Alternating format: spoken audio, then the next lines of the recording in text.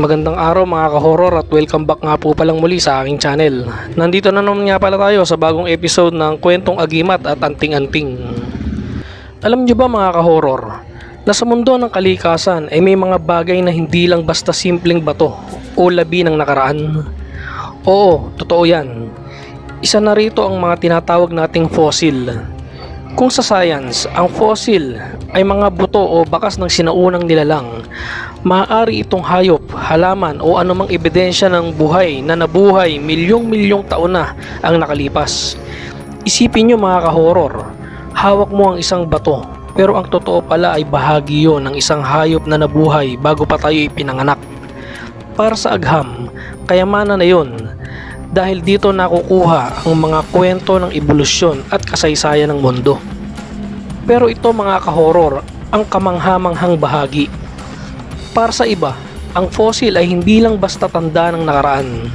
Nakikita nila ito bilang isang mutya.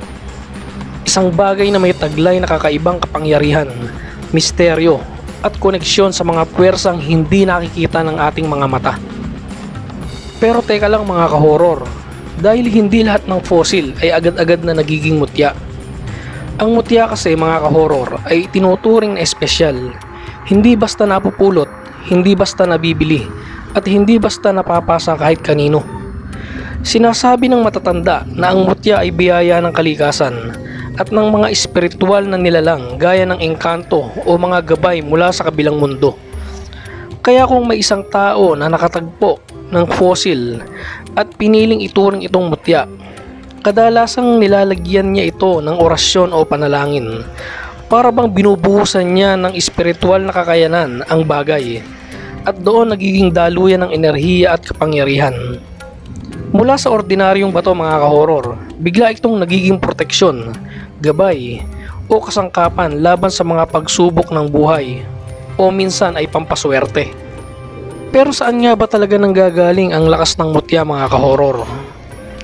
Hindi ito dahil maganda ang anyo o dahil sinauna ang pinagmulan. Ang lakas nito mga ka-horror ay nakasalalay sa relasyon ng tao sa kalikasan at sa kanyang pananampalataya.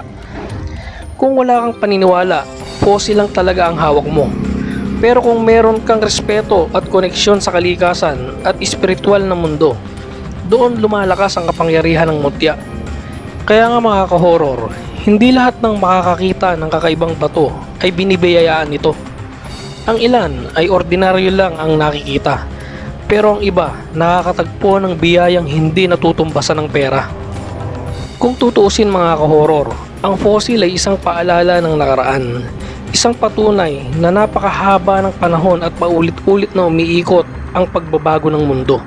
Samantalang ang mutya naman ay simbolo ng ugnayan ng tao sa kalikasan at espiritu.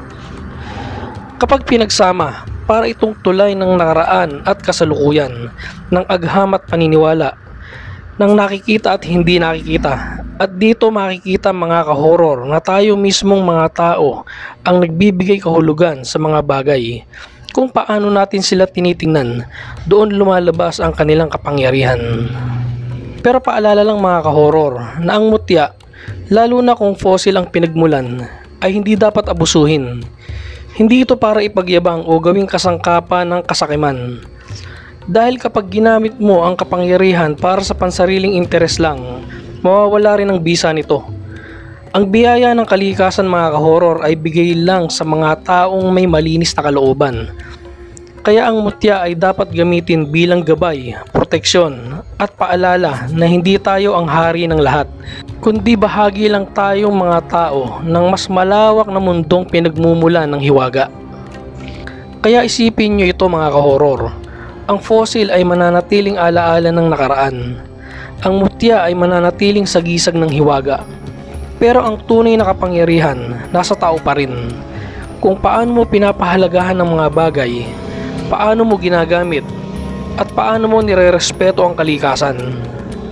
Hindi lahat ng kamay ay kayang humawak ng mutya, at hindi lahat ng puso ay kayang bigyan ito ng kahulugan. Pero kung matututo kang gumalang at magpasalamat, makikita mong ang tunay na mutya ay hindi lang hawak-hawak, kundi nasa loob mismo ng iyong pagkatao. Kaya mga ka-horror, ang aral dito ay simple pero malalim. Maging mapagkumbaba, magpasalamat sa kalikasan at huwag gawing laruan ng kapangyarihan. Ang mutya, maging ito man ay fossil o kakaibang bato, ay biyaya lamang sa may malinis na hangarin. Tandaan mga ka-horror, hindi lahat ng misteryo ay para tuklasin. Minsan, kailangan din itong igalang. Hanggang dito na lang mga ka-horror. At samahan niyo akong muli sa mga susunod ko pang mga kwento patungkol sa mga agimat at anting-anting. Maraming salamat po.